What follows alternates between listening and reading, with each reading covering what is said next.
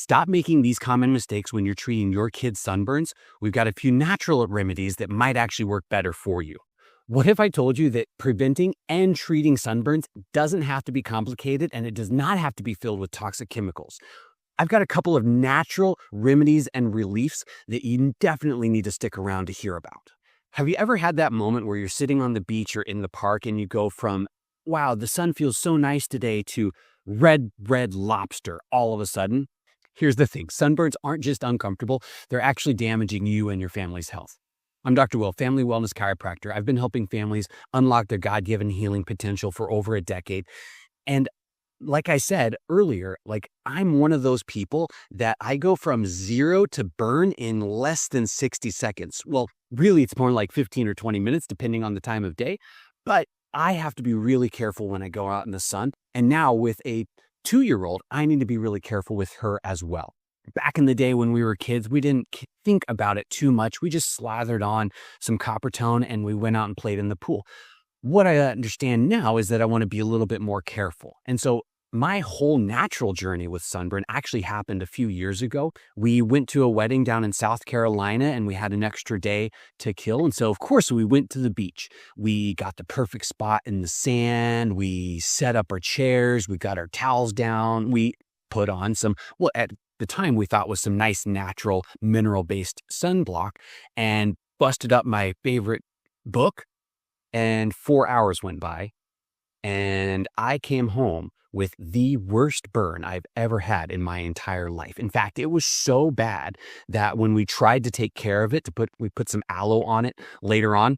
Maybe this is a little bit TMI, but my skin instantly peeled when we put that cream on.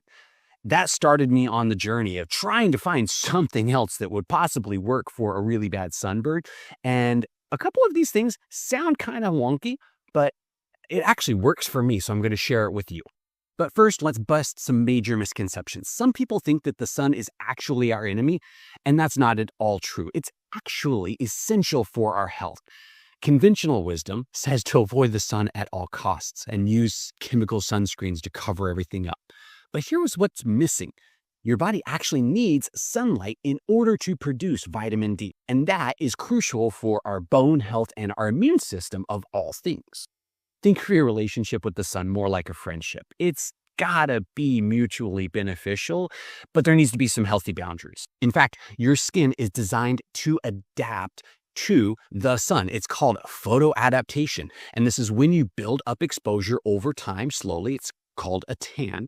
And your skin actually creates its own natural sun protection. And according to research, people who get regular, modest sun exposure actually have a lower risk of melanoma and skin cancers compared to those who get no or intense exposure. So most people think that the only way to prevent sunburn is to slather up some high SPF chemical sunscreens.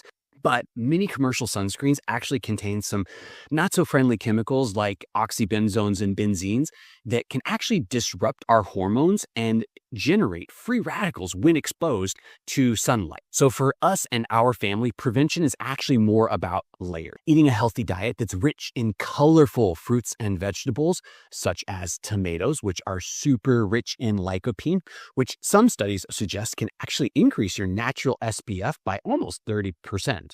Also, things like wild-caught salmon and colorful berries that are super rich in antioxidants are also going to help calm down those free radicals that happen when we are exposed to sunlight. And ironically, adequate vitamin D levels actually help prevent sunburn. There was a study that found that vitamin D supplementation actually reduced sunburn and inflammation by almost 50%. The second layer is just timing our exposure. The sun tends to be strongest between 10 and 2, depending on where you are in the world. So at the hottest, highest, most intense sunlight time of day, try to avoid being outside if you can.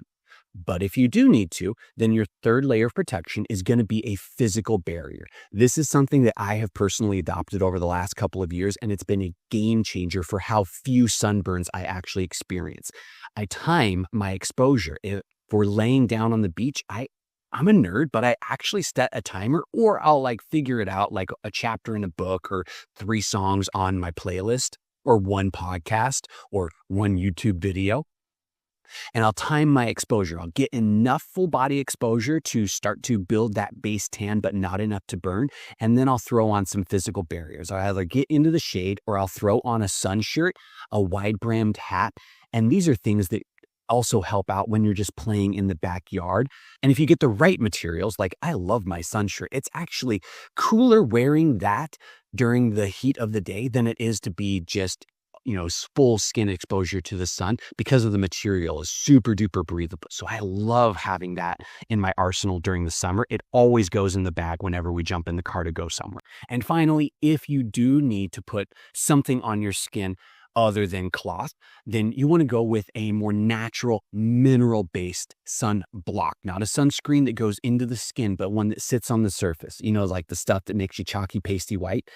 Thankfully, they've gotten really good with these over the last few years, and they don't always turn you into a ghost. But again, we want to go with a natural mineral base that actually blocks those UV rays, doesn't absorb them, and create free radicals in our skin. And finally, when sunburn actually does inevitably happen, we want to try to take care of it as best we possibly can. So the first stage is, of course, cool the burn. So we want to use cool, not cold, we don't want to shock, but cool water or compresses in order to calm down some of that inflammation and cool the skin off, stop the burn.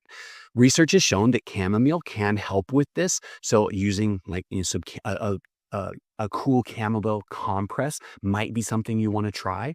Pure aloe vera gel is the only thing you want to put on otherwise, and best if it comes straight from the plant. Research actually shows that this might help reduce healing time by almost 9 days.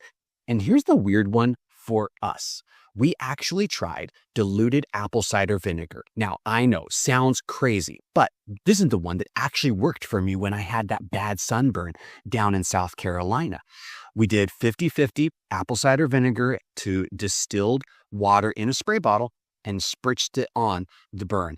It almost immediately stopped the sting and took the burn and took the sting away. And the crazy thing is, the skin didn't peel really bad afterwards. And that's actually something we do all the time now. Whenever we have a bad burn, we cool it first with some cool water, and we actually will use some